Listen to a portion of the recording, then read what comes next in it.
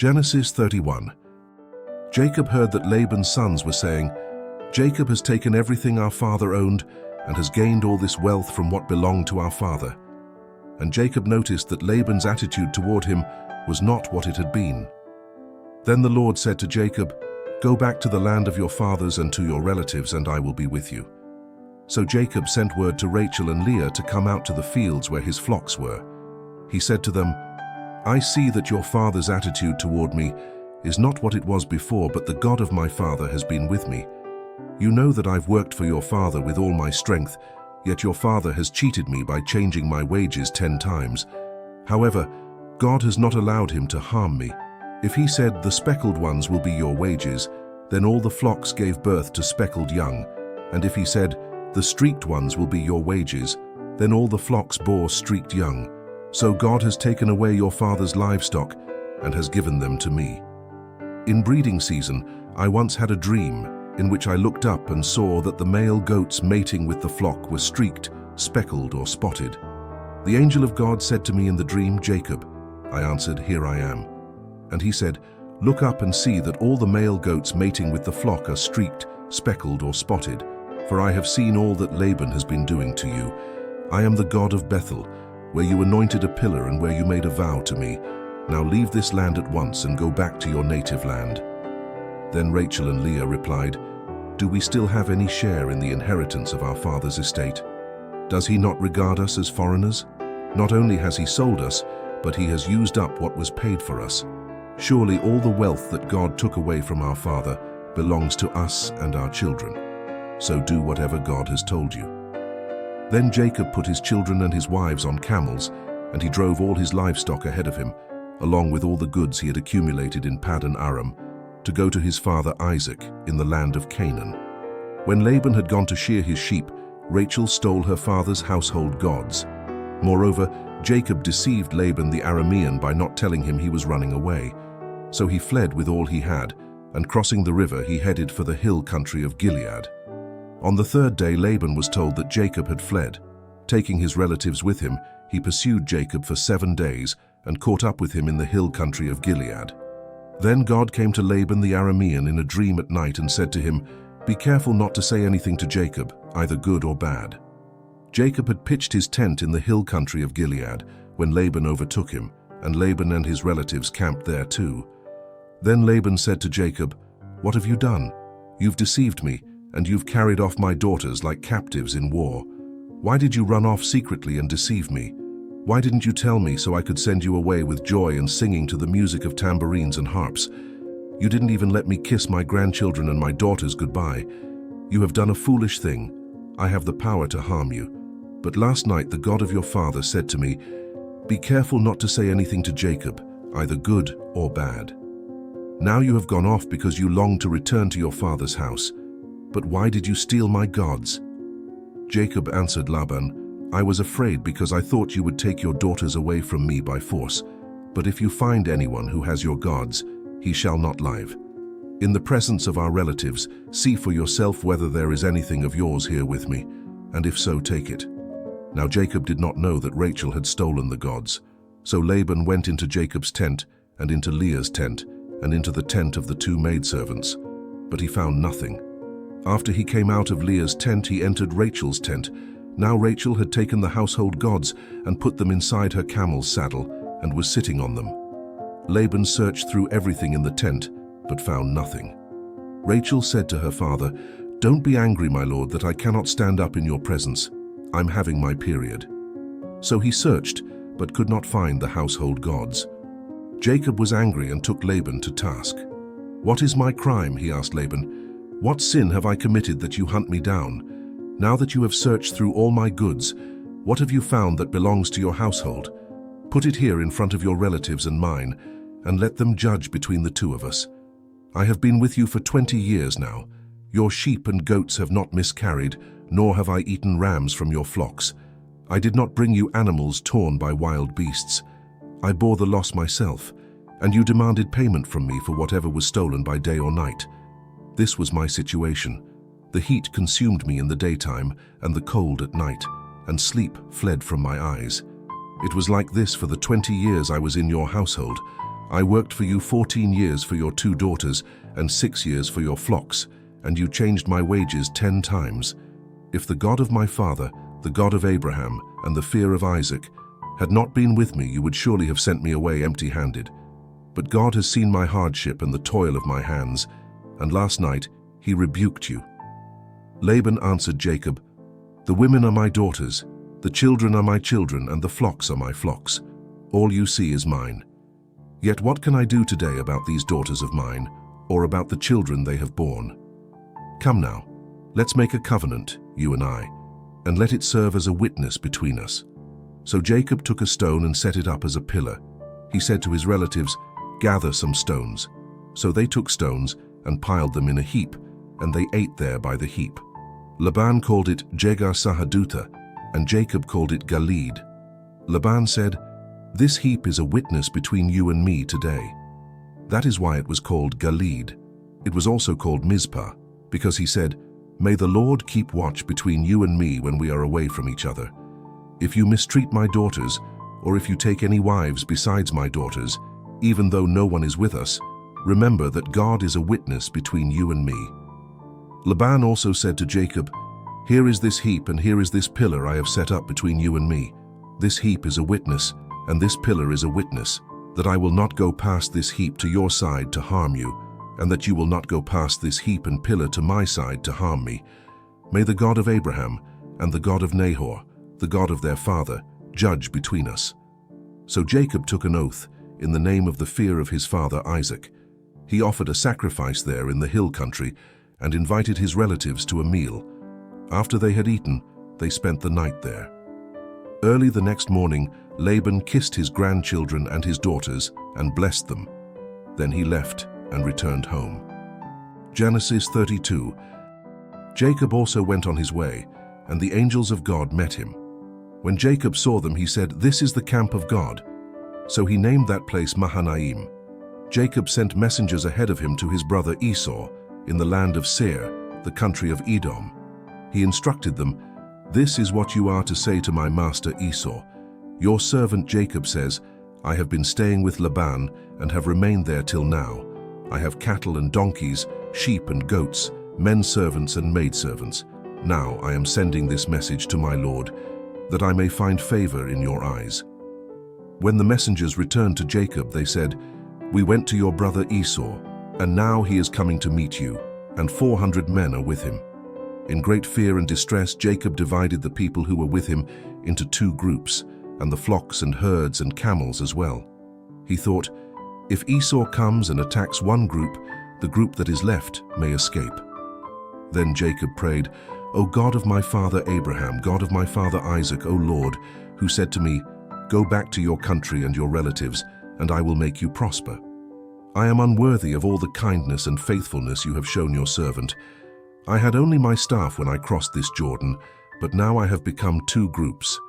Save me, I pray, from the hand of my brother Esau, for I am afraid he will come and attack me, and also the mothers with their children. But you have said, I will surely make you prosper, and will make your descendants like the sand of the sea, which cannot be counted."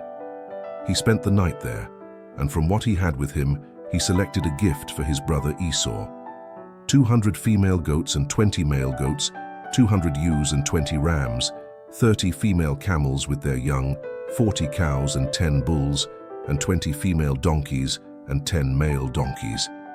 He put them in the care of his servants, each herd by itself, and said to his servants, "Go ahead of me and keep some space between the herds." He instructed the one in the lead, "When my brother Esau meets you and asks, 'To whom do you belong and where are you going and who owns all these animals in front of you?' then you are to say, 'They belong to your servant Jacob. They are a gift sent to my lord Esau, and he is coming behind us.'" He also instructed the second, the third, and all the others who followed the herds, "You are to say the same thing to Esau when you meet him, and be sure to say, 'Your servant Jacob is coming behind us.'" For he thought, "I will pacify him with these gifts I am sending on ahead. Later, when I see him, perhaps he will receive me." So Jacob's gifts went on ahead of him, but he himself spent the night in the camp. That night, Jacob got up and took his 2 wives, his 2 maidservants, and his 11 sons. and crossed the ford of the Jabbok. After he had sent them across the stream, he sent over all his possessions.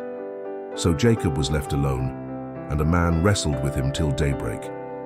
When the man saw that he could not overpower him, he touched the socket of Jacob's hip, so that his hip was wrenched as he wrestled with the man. Then the man said, "Let me go, for it is daybreak." But Jacob replied, "I will not let you go unless you bless me." The man asked him, "What is your name?" "Jacob," he answered. Then the man said, "Your name will no longer be Jacob, but Israel, because you have struggled with God and with men and have overcome." Jacob said, "Please tell me your name." But he replied, "Why do you ask my name?" Then he blessed him there. So Jacob called the place Peniel, saying, "It is because I saw God face to face, and yet my life was spared." The sun rose above him as he passed Peniel, and he was limping because of his hip. Therefore to this day the Israelites do not eat the tendon attached to the socket of the hip, because the socket of Jacob's hip was touched near the tendon. Genesis 33. Jacob looked up, and there was Esau, coming with his 400 men. So he divided the children among Leah, Rachel, and the 2 maidservants.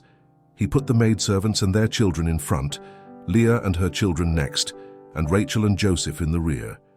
He himself went on ahead and bowed down to the ground 7 times as he approached his brother. But Esau ran to meet Jacob and embraced him. He threw his arms around his neck and kissed him, and they wept. Then Esau looked up and saw the women and children. "Who are these with you?" he asked. Jacob answered, "They are the children God has graciously given your servant." Then the maidservants and their children approached and bowed down. Next, Leah and her children came and bowed down. Last of all came Joseph and Rachel, and they too bowed down. Esau asked, "What do you mean by all these droves I met?" "To find favor in your eyes, my lord," he said. But Esau said, "I already have plenty, my brother. Keep what you have for yourself." "No, please," said Jacob. "If I have found favor in your eyes, accept this gift from me. For to see your face is like seeing the face of God, now that you have received me favorably. Please accept the present that was brought to you, for God has been gracious to me, and I have all I need." And because Jacob insisted, Esau accepted it. Then Esau said, "Let us be on our way. I'll accompany you." But Jacob said to him, "My Lord knows that the children are tender, and that I must care for the ewes and cows that are nursing their young. If they are driven hard just one day, all the animals will die.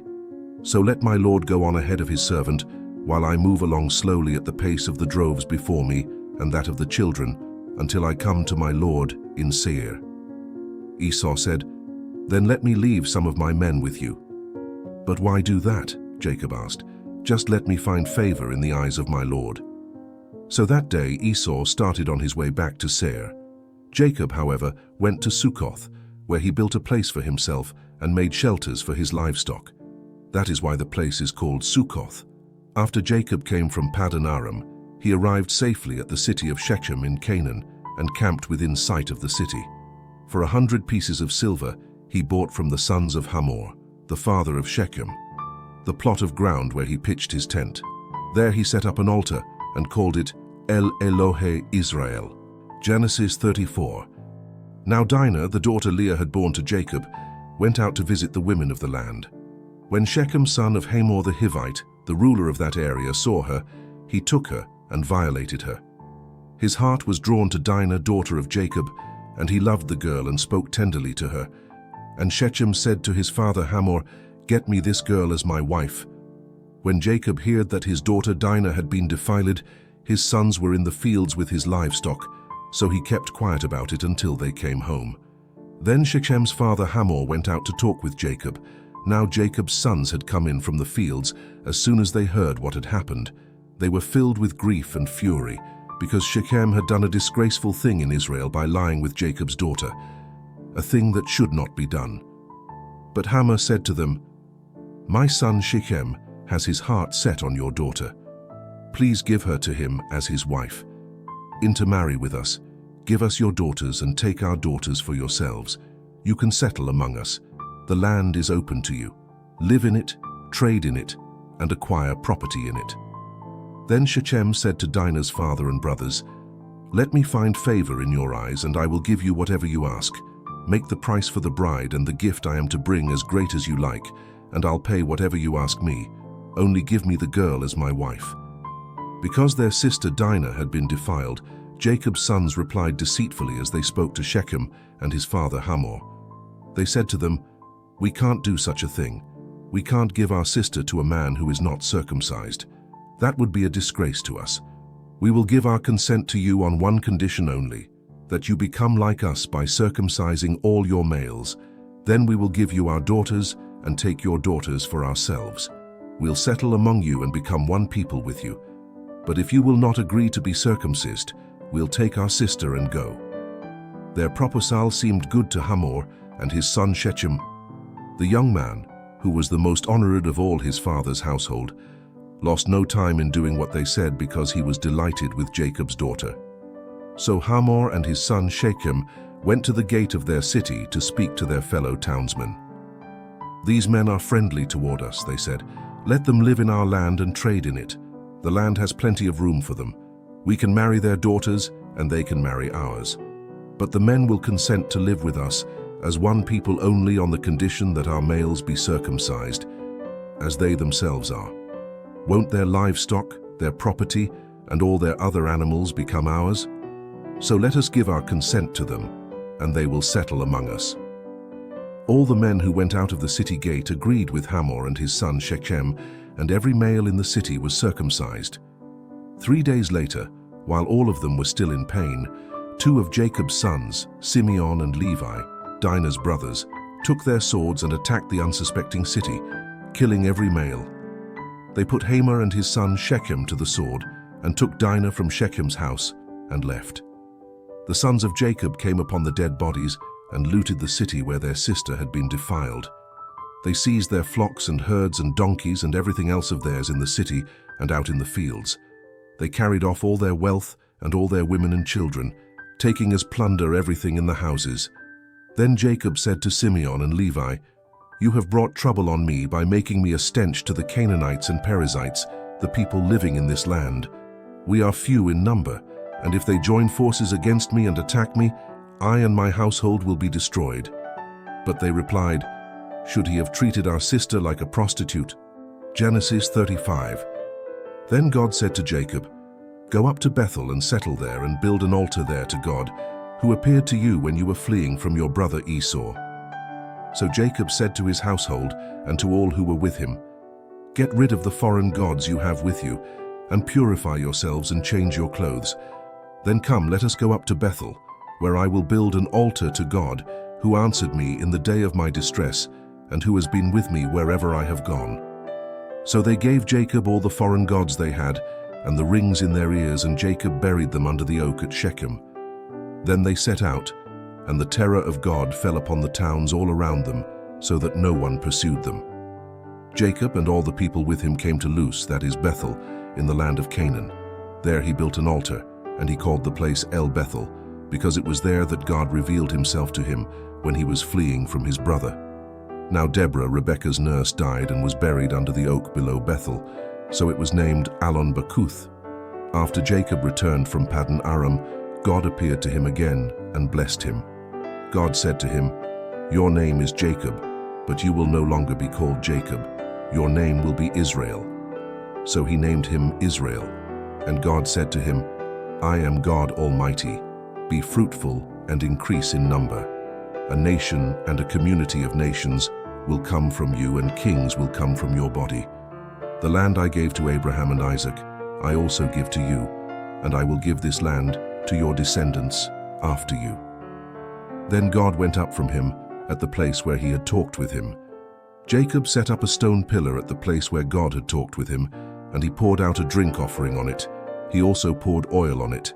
Jacob called the place where God had talked with him Bethel. Then they moved on from Bethel. While they were still some distance from Ephrath, Rachel began to give birth and had great difficulty. And as she was having great difficulty in childbirth, the midwife said to her, "Don't be afraid, for you have another son."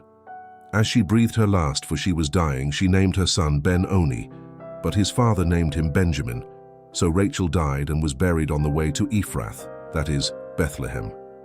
Over her tomb, Jacob set up a pillar. and to this day that pillar marks Rachel's tomb. Israel moved on again and pitched his tent beyond Migdal Eder.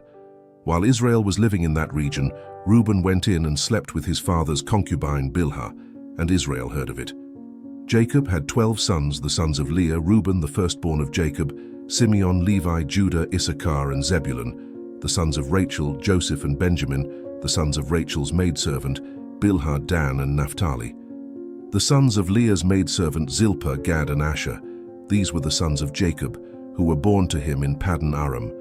Jacob came home to his father Isaac in Mamre, near Kiriath Arba, that is Hebron, where Abraham and Isaac had stayed. Isaac lived 180 years. Then he breathed his last and died, and was gathered to his people, old and full of years. And his sons Esau and Jacob buried him. Genesis 36. This is the account of Esau, that is Edom. Esau took his wives from the women of Canaan, Adah daughter of Elon the Hittite, and Aholibamah daughter of Anna, and granddaughter of Zibeon the Hivite, also Basemath daughter of Ishmael, and sister of Nebaioth. Adah bore Eliphaz to Esau, Basemath bore Reuel, and Aholibamah bore Josh, Jalam, and Korah. These were the sons of Esau, who were born to him in Canaan. Esau took his wives and sons and daughters, and all the members of his household, as well as his livestock and all his other animals and all the goods he had acquired in Canaan, and moved to a land some distance from his brother Jacob. Their possessions were too great for them to remain together. The land where they were staying could not support them both because of their livestock. So Esau, that is Edom, settled in the hill country of Seir. This is the account of Esau, the father of the Edomites, in the hill country of Seir. These are the names of Esau's sons: Eliphaz, the son of Esau's wife Adah, and Reuel, the son of Esau's wife Basemath. The sons of Eliphaz: Teman, Omar, Zepho, Gatam, and Kenaz. Esau's son Eliphaz also had a concubine named Timnah, who bore him Amalek. These were grandsons of Esau's wife Adah. The sons of Reuel: Nahath, Zerah, Shammah, and Mizah. These were grandsons of Esau's wife Basemath. The sons of Esau's wife Aholibamah, daughter of Anna, and granddaughter of Zibeon, whom she bore to Esau: Jush, Jalam, and Korah. These were the chiefs among Esau's descendants. The sons of Eliphaz, the firstborn of Esau: chiefs Teman, Omar, Zepho, Kenaz, Korah, Gatam, and Amalek. These were the chiefs descended from Eliphaz in Edom. They were grandsons of Adah. The sons of Esau's son Reuel: chiefs Nahath, Zerah, Shammah, and Mizah. These were the chiefs descended from Reuel in Edom. They were grandsons of Esau's wife Basemath. The sons of Esau's wife Aholibamah: chiefs Josh, Jalam, and Korah. These were the chiefs descended from Esau's wife Aholibamah, daughter of Anna. These were the sons of Esau, that is, Edom, and these were their chiefs. These were the sons of Seir the Horite, who were living in the region: Lotan, Shobal, Zibeon, Anah, Dishon, Ezer, and Dishan. These sons of Seir in Edom were Horite chiefs. The sons of Lotan: Hori and Homam. Timnah was Lotan's sister. The sons of Shobal: Alvan, Manahath, Ebal, Shepho, and Onam. The sons of Zibeon: Ayah and Anna. This is the Anna who discovered the hot springs in the desert while he was grazing the donkeys of his father Zibeon. The children of Anah: Dishon and Aholibamah, daughter of Anah. The sons of Dishon: Hemdan, Eshban, Ithran, and Keren. The sons of Ezer: Bilhan, Zavan, and Akan. The sons of Dishan: Uz and Aran. These were the Horite chiefs: Lotan, Shobal, Zibeon, Anah, Dishon, Ezer, and Dishan. These were the Horite chiefs according to their divisions in the land of Seir. These were the kings who reigned in Edom before any Israelite king reigned. Bela son of Beor became king of Edom. His city was named Dinhabah. When Bela died, Jobab son of Zerah from Bozrah succeeded him as king. When Jobab died, Husham from the land of the Temanites succeeded him as king. When Husham died, Hadad son of Bedad, who defeated Midian in the country of Moab, succeeded him as king. His city was named Avith. When Hadad died, Samlah from Masrekah succeeded him as king. When Samlah died, Shaul from Rehoboth on the river succeeded him as king. When Shaul died, Baal-Hanan son of Akbor succeeded him as king. When Baal-Hanan son of Akbor died, Hadad succeeded him as king. His city was named Pau, and his wife's name was Mehetabel, daughter of Matred, the daughter of Me-Zahab. These were the chiefs descended from Esau, by name, according to their clans and regions: Timnah, Alvah, Jetheth, Oholibamah, Elah, Pinon, Kenaz, Teman, Mibzar, Magdiel, and Iram. These were the chiefs of Edom according to their settlements in the land they occupied.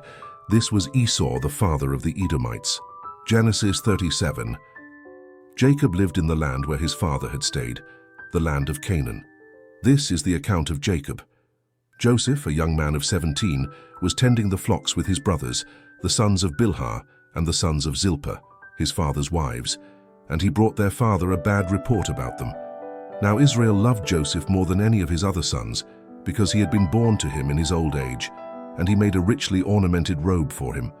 When his brothers saw that their father loved him more than any of them, they hated him and could not speak a kind word to him. Joseph had a dream, and when he told it to his brothers, they hated him all the more. He said to them, "Listen to this dream I had. We were binding sheaves of grain out in the field, when suddenly my sheaf rose and stood upright, while your sheaves gathered around mine and bowed down to it." His brothers said to him, "Do you intend to reign over us? Will you actually rule us?" And they hated him all the more because of his dream and what he had said. Then he had another dream, and he told it to his brothers. "Listen," he said, "I had another dream, and this time the sun and moon and 11 stars were bowing down to me." When he told his father as well as his brothers, his father rebuked him and said, "What is this dream you had? Will your mother and I and your brothers actually come and bow down to the ground before you?" His brothers were jealous of him, but his father kept the matter in mind. Now his brothers had gone to graze their father's flocks near Shechem, and Israel said to Joseph, "As you know, your brothers are grazing the flocks near Shechem. Come, I am going to send you to them." "Very well," he replied. So he said to him, "Go and see if all is well with your brothers and with the flocks, and bring word back to me." Then he sent him off from the valley of Hebron. When Joseph arrived at Shechem, a man found him wandering around in the fields and asked him, "What are you looking for?" He replied, "I'm looking for my brothers. Can you tell me where they are grazing their flocks?" "They have moved on from here," the man answered. "I heard them say, 'Let's go to Dothan.'" So Joseph went after his brothers and found them near Dothan. But they saw him in the distance, and before he reached them, they plotted to kill him. "Here comes that dreamer," they said to each other. "Come now, let's kill him and throw him into one of these cisterns and say that a ferocious animal devoured him. Then we'll see what comes of his dreams." When Reuben heard this, he tried to rescue him from their hands. "Let's not take his life," he said. "Don't shed any blood. Throw him into this cistern here in the desert, but don't lay a hand on him." Reuben said this to rescue him from them and take him back to his father. So when Joseph came to his brothers, they stripped him of his robe, the richly ornamented robe he was wearing, and they took him and threw him into the cistern. Now the cistern was empty. There was no water in it.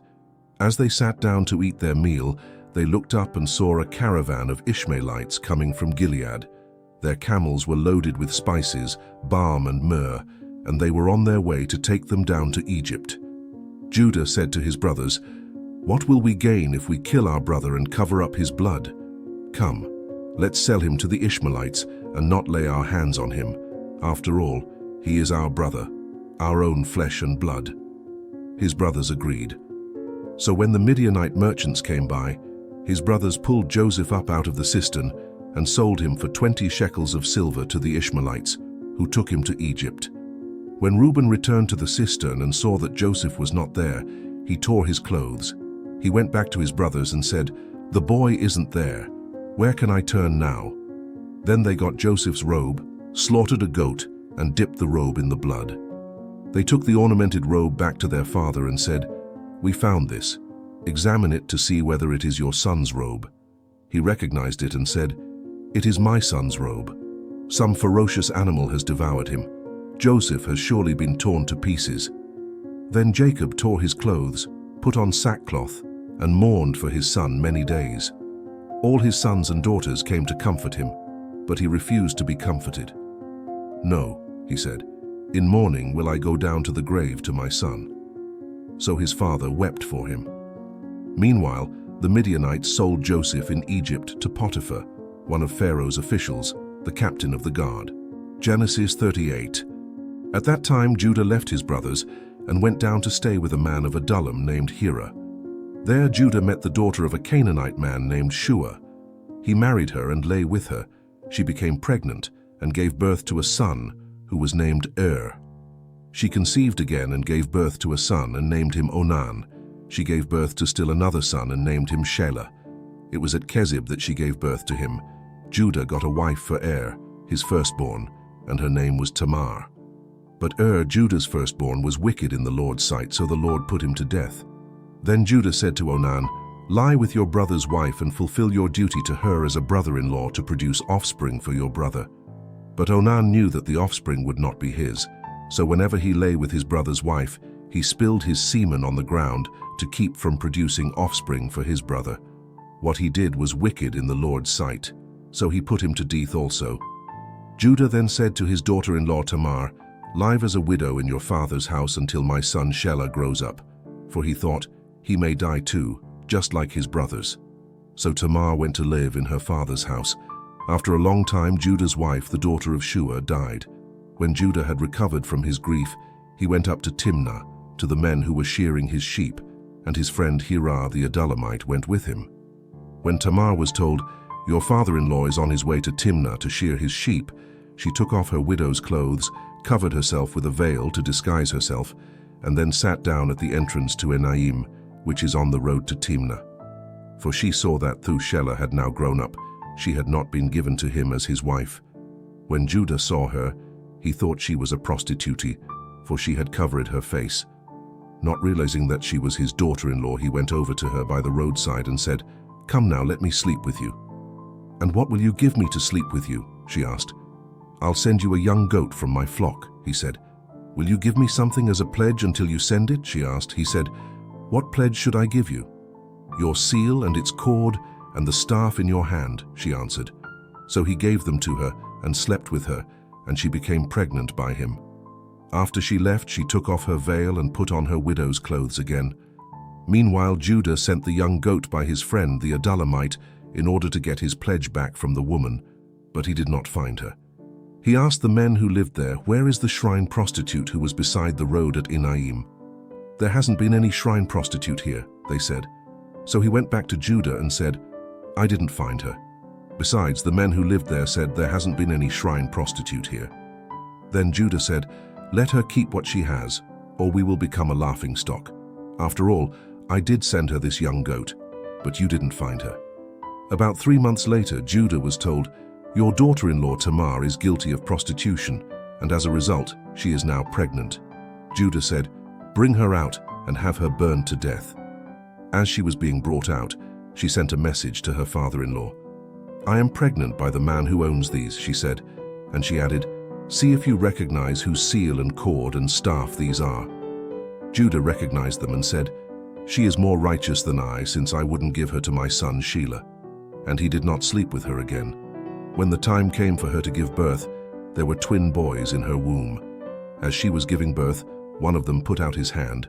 So the midwife took a scarlet thread and tied it on his wrist and said, "This one came out first."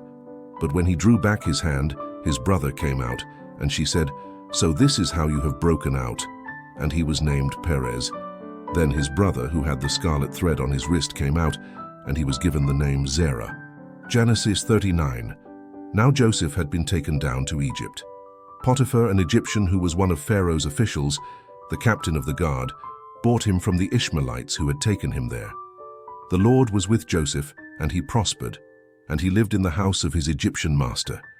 When his master saw that the Lord was with him, and that the Lord gave him success in everything he did, Joseph found favor in his eyes and became his attendant. Potiphar put him in charge of his household, and he entrusted to his care everything he owned. From the time he put him in charge of his household and of all that he owned, the Lord blessed the household of the Egyptian because of Joseph. The blessing of the Lord was on everything Potiphar had, both in the house and in the field. So he left in Joseph's care everything he had. With Joseph in charge, he did not concern himself with anything except the food he ate.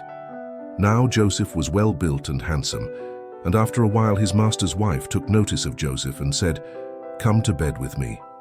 But he refused. "With me in charge," he told her, "my master does not concern himself with anything in the house. Everything he owns, he has entrusted to my care. No one is greater in this house than I am. My master has withheld nothing from me except you, because you are his wife. How then could I do such a wicked thing and sin against God?" And though she spoke to Joseph day after day, he refused to go to bed with her or even be with her. One day he went into the house to attend to his duties, and none of the household servants was inside. She caught him by his cloak and said, "Come to bed with me." But he left his cloak in her hand and ran out of the house. When she saw that he had left his cloak in her hand and had run out of the house, she called her household servants. "Look," she said to them, "this Hebrew has been brought to us to make sport of us. He came in here to sleep with me, but I screamed. When he heard me scream for help, he left his cloak beside me and ran out of the house." She kept his cloak beside her until his master came home. Then she told him this story. "That Hebrew slave you brought us came to me to make sport of me. But as soon as I screamed for help, he left his cloak beside me and ran out of the house." When his master heard the story, his wife told him, saying, "This is how your slave treated me." He burned with anger. Joseph's master took him and put him in prison, the place where the king's prisoners were confined. But while Joseph was there in the prison, the Lord was with him. He showed him kindness and granted him favor in the eyes of the prison warden. So the warden put Joseph in charge of all those held in the prison, and he was made responsible for all that was done there. The warden paid no attention to anything under Joseph's care, because the Lord was with Joseph and gave him success in whatever he did. Genesis 40. Some time later, the cupbearer and the baker of the king of Egypt offended their master, the king of Egypt. Pharaoh was angry with his two officials, the chief cupbearer and the chief baker, and put them in custody in the house of the captain of the guard, in the same prison where Joseph was confined. The captain of the guard assigned them to Joseph, and he attended them. After they had been in custody for some time, each of the two men, the cupbearer and the baker of the king of Egypt, who were being held in prison, had a dream the same night, and each dream had a meaning of its own. When Joseph came to them the next morning, he saw that they were dejected. So he asked Pharaoh's officials, who were in custody with him in his master's house, "Why are your faces so sad today?" "We both had dreams," they answered, "but there is no one to interpret them." Then Joseph said to them, "Do not interpretations belong to God? Tell me your dreams." So the chief cupbearer told Joseph his dream. He said to him, "In my dream I saw a vine in front of me, and on the vine were 3 branches. As soon as it budded, it blossomed, and its clusters ripened into grapes. Pharaoh's cup was in my hand, and I took the grapes, squeezed them into Pharaoh's cup, and put the cup in his hand." "This is what it means," Joseph said to him. "The 3 branches are 3 days. Within 3 days, Pharaoh will lift up your head and restore you to your position, and you will put Pharaoh's cup in his hand, just as you used to do when you were his cupbearer. But when all goes well with you, remember me and show me kindness. Mention me to Pharaoh and get me out of this prison. For I was forcibly carried off from the land of the Hebrews, and even here I have done nothing to deserve being put in a dungeon." When the chief baker saw that Joseph had given a favorable interpretation, he said to Joseph, "I too had a dream. On my head were 3 baskets of bread. In the top basket were all kinds of baked goods for Pharaoh, but the birds were eating them out of the basket on my head." "This is what it means," Joseph said. "The 3 baskets are 3 days. Within 3 days Pharaoh will lift off your head and hang you on a tree, and the birds will eat away your flesh." Now the 3rd day was Pharaoh's birthday, and he gave a feast for all his officials. He lifted up the heads of the chief cupbearer and the chief baker in the presence of his officials. He restored the chief cupbearer to his position so that he once again put the cup into Pharaoh's hand, but he hanged the chief baker, just as Joseph had said to them in his interpretation. The chief cupbearer, however, did not remember Joseph. He forgot him.